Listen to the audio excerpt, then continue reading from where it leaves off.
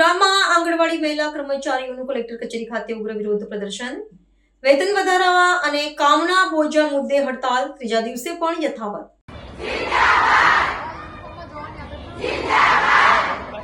વડોદરા જિલ્લામાં ફરજ બજાવતી આંગણવાડીની મહિલા કર્મચારીઓ પોતાની વિવિધ પડતર માંગણીઓને લઈને છેલ્લા 3 દિવસથી હડતાલ પર ઉતરી છે.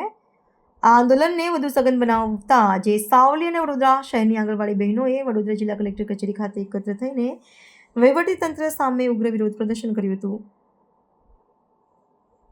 આ વિરોધ પ્રદર્શનમાં મુખ્યત્વે વર્તમાન વેતનમાં વધારો કરવા અને અતિરિક્ત કામગીરીના બોજાને ઓછો કરવાની માંગ કરવામાં આવી રહી છે.